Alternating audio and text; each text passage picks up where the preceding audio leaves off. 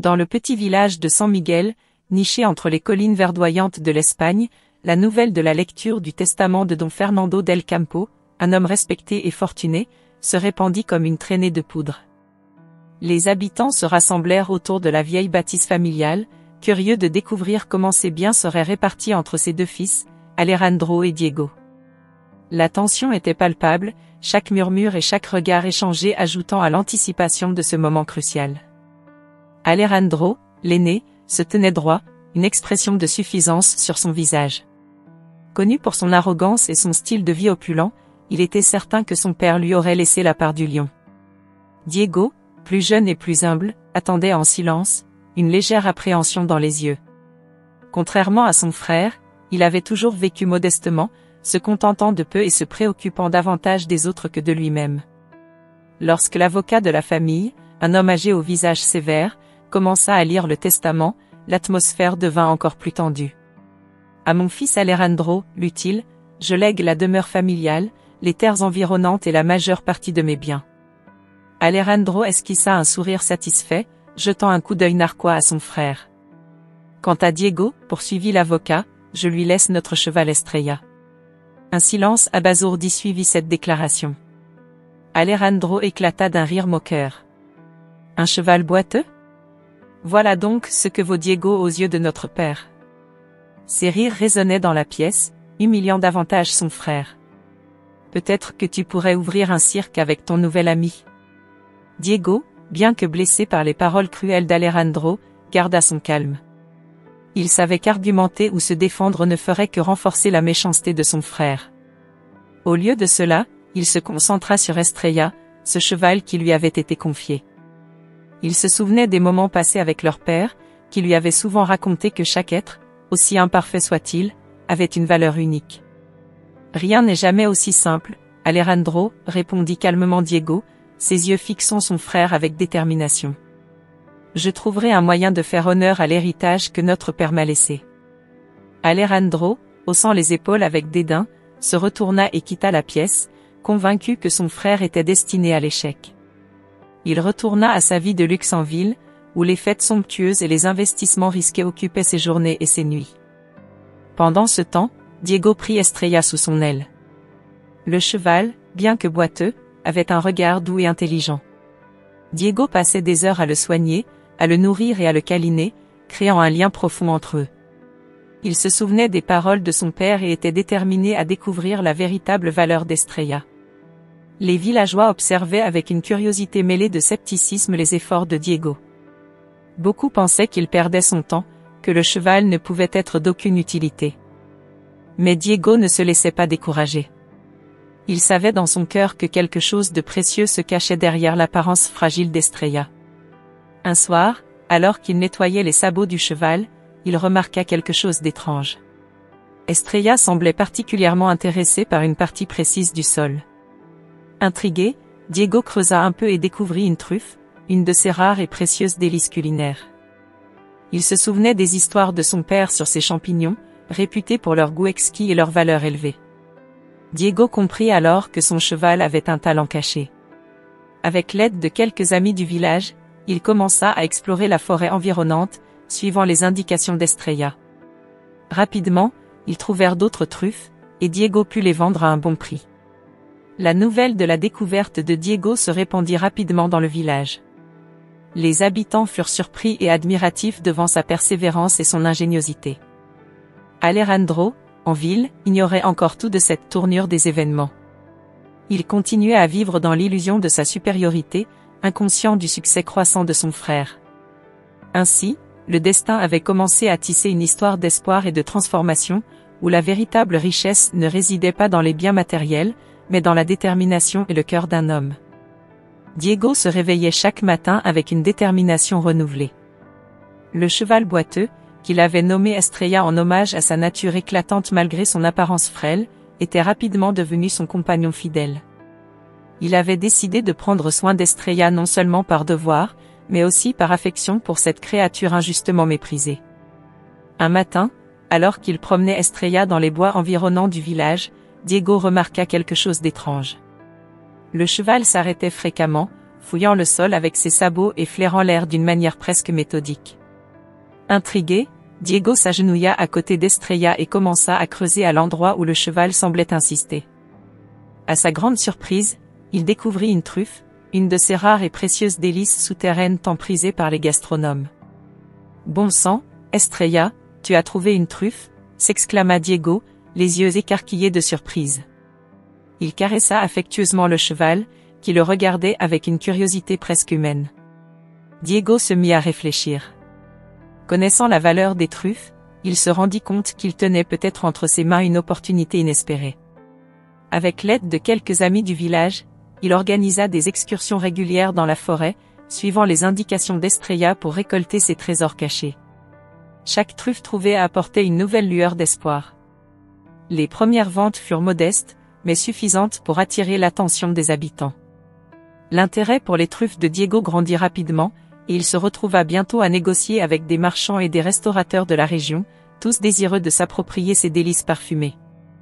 Les habitants du village, initialement sceptiques, commencèrent à voir Diego sous un nouveau jour. Ils l'admiraient pour sa persévérance et sa capacité à transformer un héritage apparemment insignifiant en une source de prospérité. Un jour, alors qu'il se tenait au marché, un homme du village, Miguel, l'aborda avec un sourire chaleureux. « Diego, tu as fait quelque chose de vraiment incroyable ici. Qui aurait pensé qu'un cheval boiteux pourrait nous apporter tant de richesses ?» Diego répondit avec modestie, « Ce n'est pas moi, c'est Estrella. Elle a un don que personne ne soupçonnait. Je n'ai fait que suivre son instinct. » La renommée de Diego et de son cheval s'étendit rapidement au-delà des frontières du village. Les commandes affluaient de plus en plus, et il se retrouva à devoir embaucher plusieurs villageois pour l'aider dans cette entreprise florissante.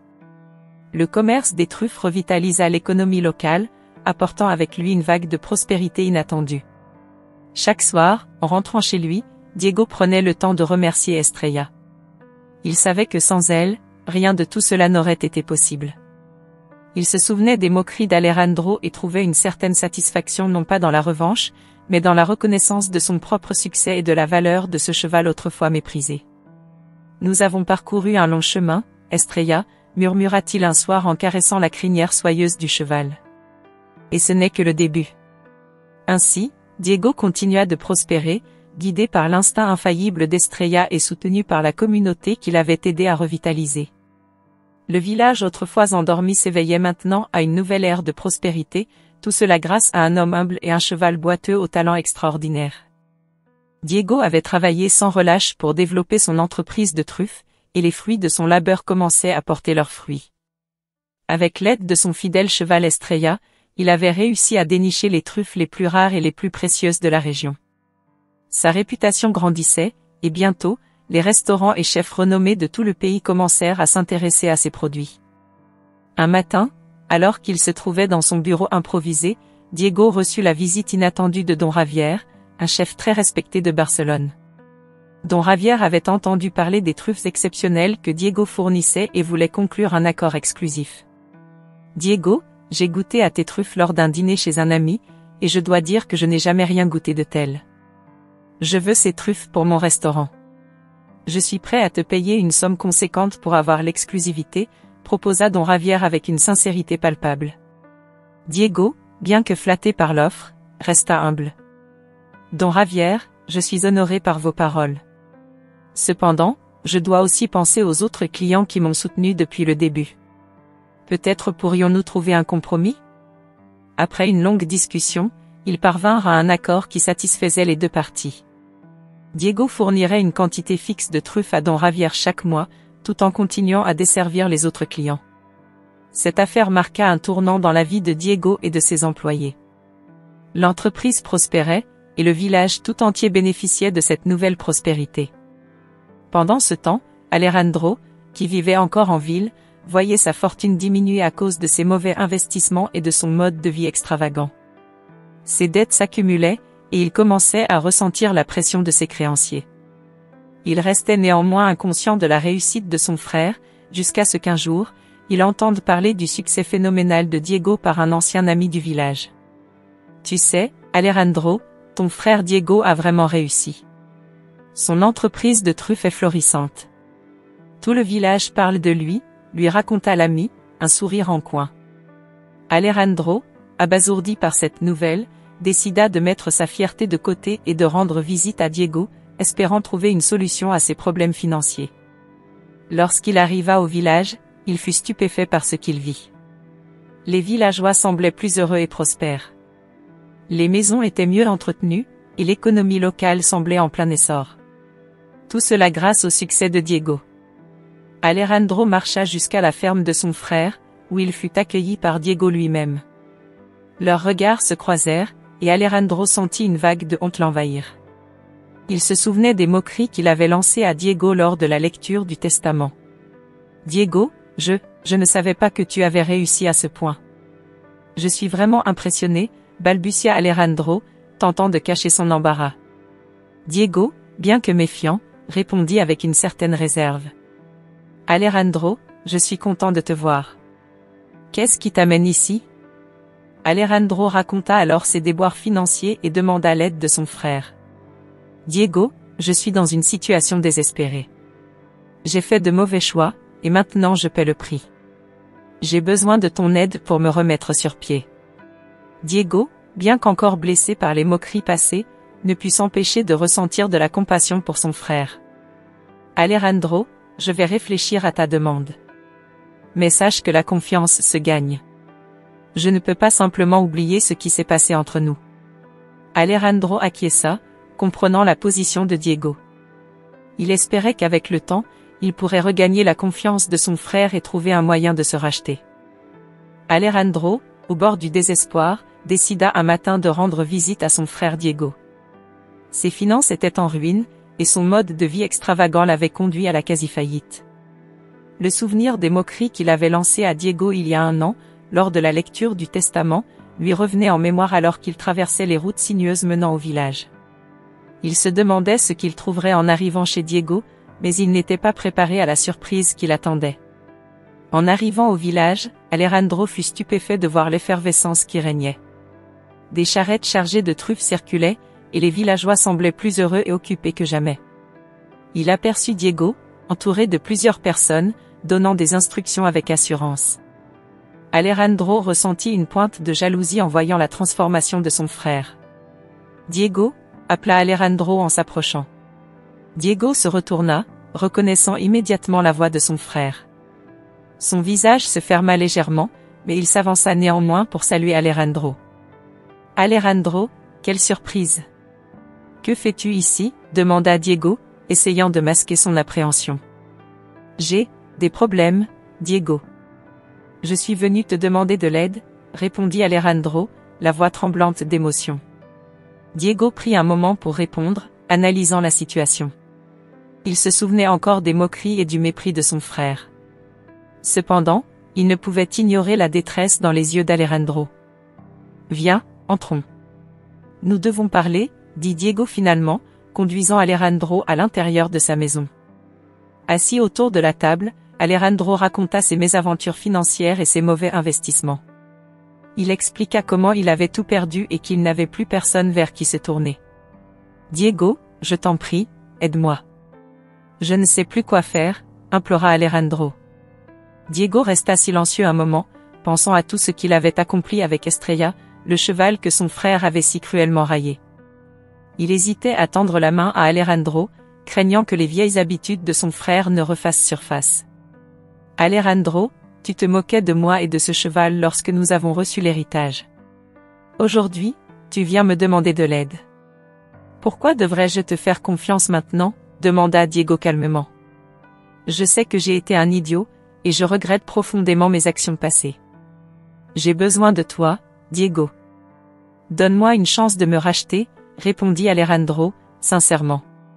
Diego regarda longuement son frère avant de répondre. « Je vais y réfléchir, Alejandro. En attendant, tu peux rester ici quelques jours.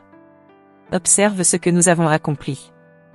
Peut-être que cela te donnera une perspective nouvelle. » Les jours suivants, Alejandro observa avec étonnement l'efficacité de l'entreprise de truffe de Diego. Il vit comment Estrella, le cheval autrefois boiteux, était devenu un symbole de prospérité pour le village. Les villageois respectaient et admiraient Diego, et Alejandro ressentit un mélange de honte et de respect pour son frère. Un soir, alors que le soleil se couchait, Alejandro et Diego se retrouvèrent à nouveau autour de la table. Diego, je comprends maintenant tout ce que tu as accompli. Je suis vraiment désolé pour mon comportement passé. Tout ce que je demande, c'est une chance de prouver que j'ai changé, dit Alejandro avec sincérité. Diego, touché par les paroles de son frère, hocha lentement la tête. Très bien, Alejandro. Je vais te donner une chance. Mais sache que la confiance se gagne, et je serai attentif à tes actions. Ne me déçois pas. Alejandro, reconnaissant, promit de faire tout son possible pour se racheter. Mais même alors qu'ils scellaient leur accord, une ombre de doute persistait dans l'esprit de Diego, une ombre qu'il ne pouvait ignorer, même en voulant croire au changement de son frère. Alejandro, face à la prospérité éclatante de son frère, ne peut contenir son amertume. Lorsqu'il se rend compte que Diego hésite à l'aider financièrement, il décide de jouer la carte de la repentance. Un soir, alors qu'ils sont assis dans la maison chaleureuse de Diego, Alejandro commence à parler, sa voix tremblante mais calculée. Diego, je sais que j'ai été un frère terrible, dit Alejandro, les yeux baissés, jouant avec ses mains d'une manière qui suggère une profonde contrition. J'ai été arrogant et cruel. Mais je t'assure, j'ai changé. Tout ce que je veux, c'est une chance de me racheter. Diego, bien que méfiant, ressent toujours un lien fraternel. Alejandro, tu as causé beaucoup de douleur, répond-il doucement. Mais si tu es vraiment repentant, je suis prêt à te donner une chance. Tu pourrais travailler avec moi dans l'entreprise de truffes. Cela te permettra de te remettre sur pied. Alejandro accepte avec enthousiasme apparent, bien que, dans son cœur, la jalousie et la rancœur bouillonnent. Il rejoint l'entreprise de Diego, mais au lieu de contribuer honnêtement, il commence à élaborer des plans pour saboter l'opération. Son objectif est clair, faire tomber Diego pour reprendre le contrôle et récupérer sa gloire perdue. Le premier acte de sabotage survient lors d'une livraison importante destinée à un restaurant prestigieux à Madrid. Alejandro, sous prétexte d'aider, échange les caisses de truffes de haute qualité par des champignons ordinaires. Lorsque la livraison arrive, le chef est furieux et appelle Diego immédiatement. « Diego. Qu'est-ce que c'est que cette plaisanterie ?»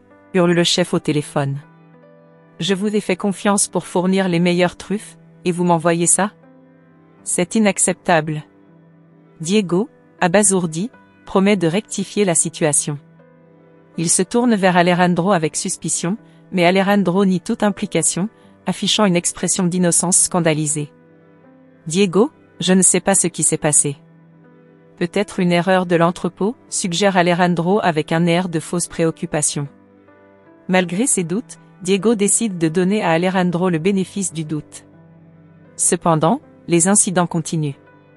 Des quantités de truffes disparaissent mystérieusement, les livraisons sont constamment en retard, et les clients commencent à se plaindre de la qualité. Un soir, Diego décide de confronter Alejandro directement. Il le trouve dans l'entrepôt, feignant de travailler tard. Alejandro, il se passe quelque chose de très étrange dans l'entreprise. Les truffes disparaissent, les livraisons sont sabotées. Je dois savoir si tu es impliqué. Alejandro lève les yeux, ses traits se durcissant légèrement avant de reprendre son masque d'innocence. Comment peux-tu penser cela de moi, Diego? Je suis ton frère. Je suis ici pour t'aider, pas pour nuire à ton entreprise. Les paroles d'Alejandro sonnent creuses aux oreilles de Diego, mais il décide de ne pas accuser sans preuve solide. Il engage alors un enquêteur privé pour surveiller les activités de l'entreprise. Quelques semaines plus tard, les preuves sont accablantes. Alejandro est surpris en flagrant délit, échangeant des truffes et sabotant les livraisons. La confrontation finale entre les deux frères est inévitable. Diego, le cœur lourd mais résolu, fait face à Alejandro dans le bureau de l'entreprise. Alejandro, j'ai toutes les preuves. Tu as essayé de détruire tout ce que j'ai construit. Pourquoi? Alejandro, perdant son calme et son masque de repentance, éclate de rage. Parce que tu ne méritais pas ce succès, Diego. C'était à moi de prospérer, pas à toi. Tu n'es qu'un idiot chanceux avec un cheval boiteux. Diego secoue la tête, profondément déçu. Alejandro, ta jalousie t'a aveuglé. Je t'ai donné une chance de te racheter, et tu l'as gâchée. Tu dois partir. Tu n'as plus ta place ici. Alejandro, réalisant l'étendue de sa chute, quitte le village, la honte et l'échec pesant lourdement sur ses épaules. Pendant ce temps, Diego, entouré du soutien des villageois, continue à prospérer, prouvant que le véritable succès vient de l'honnêteté et du travail acharné. Diego découvrit rapidement les actes sournois de son frère Alejandro. Les sabotages étaient subtils, mais suffisants pour perturber le bon fonctionnement de son entreprise florissante. Les truffes disparaissaient mystérieusement, des commandes étaient étrangement annulées, et les rumeurs infondées sur la qualité de ces produits commençaient à se répandre. Diego, vigilant et méthodique, mit en place des mesures pour surveiller de près les activités internes de son entreprise. Il fut dévasté de réaliser que c'était son propre frère qui était derrière ces actes de trahison. Un soir, alors que le soleil se couchait et que les ombres s'allongeaient sur le village, Diego décida de confronter Alejandro. Il l'invita à une discussion dans l'étable où Estrella, le cheval boiteux qui avait changé sa vie, observait calmement. Alejandro, méfiant mais curieux, accepta. Diego commença la conversation d'un ton calme mais ferme. « Alejandro, je sais ce que tu fais, » dit-il en fixant son frère droit dans les yeux. Alejandro tenta d'adopter une expression d'innocence, mais son visage trahissait une nervosité palpable. « De quoi parles-tu, Diego ? » « Je ne comprends pas, » répondit Alejandro, feignant l'ignorance. Diego ne se laissa pas tromper. « Ne joue pas à ce jeu avec moi. Tu as saboté mon entreprise, répandu des mensonges et volé mes truffes. Pourquoi ? Pourquoi me trahir ainsi, alors que je t'ai offert une seconde chance ? » Alejandro, pris au piège, laissa tomber son masque. « Parce que tu ne mérites pas tout cela, » s'écria-t-il, la colère et la jalousie débordant dans sa voix. « C'est moi qui devrais être prospère, pas toi. J'étais censé hériter de tout, être le plus riche, le plus respecté. Et toi, avec ton stupide cheval boiteux, tu oses réussir là où j'ai échoué. » Diego secoua la tête, déçu et triste. « Tu ne comprends donc rien, Alejandro. Ce n'était jamais une question de richesse ou de statut. C'était une question de cœur, de travail acharné et de respect pour ce que notre père nous a laissé. » La confrontation attira l'attention des villageois, qui commencèrent à se rassembler autour de l'étable. Les murmures se propagèrent rapidement, et bientôt, une foule attentive écoutait la dispute des deux frères. Diego, loin de vouloir humilier Alejandro publiquement, se vit contraint de révéler la vérité devant tous. « Alejandro, tu m'as trahi, non seulement moi, mais aussi la confiance de tout le village. Tes actions ont mis en péril le gagne-pain de nombreuses familles ici. Je ne peux plus te laisser continuer ainsi. » Alejandro, réalisant l'ampleur de ses actes et voyant les regards désapprobateurs des villageois, baissa la tête, honteux. L'un des anciens du village, Don Carlos, prit la parole. « Diego a raison. Alejandro, nous t'avons tous accueilli ici malgré ton arrogance et tes erreurs passées. Mais ta jalousie et ton manque de respect ne peuvent être tolérés. Tu dois partir. » Les murmures d'approbation se firent entendre dans la foule. Alejandro, humilié et sans autre choix, quitta le village, sa silhouette disparaissant lentement dans la nuit. Diego, bien que blessé par la trahison de son frère, trouva du réconfort dans le soutien de la communauté. Avec Alejandro parti, l'entreprise de Diego retrouva rapidement sa prospérité. Les commandes affluèrent à nouveau, et les truffes d'Estrella continuèrent à attirer l'attention des chefs renommés. Diego, désormais un homme riche et respecté, ne cessa de travailler avec diligence et humilité, toujours reconnaissant pour les leçons apprises et les soutiens reçus. Quant à Alejandro, il erra de village en village, cherchant à reconstruire sa vie. Privé de son arrogance, il comprit peu à peu la valeur de la modestie et du travail honnête. Il savait qu'il aurait à repartir de zéro, mais cette fois, il espérait pouvoir le faire avec une nouvelle perspective, loin de la jalousie et de l'amertume qu'il avait autrefois consumée. Si vous avez suivi jusqu'ici, abonnez-vous à la chaîne pour plus d'histoires émouvantes et captivantes comme celle-ci.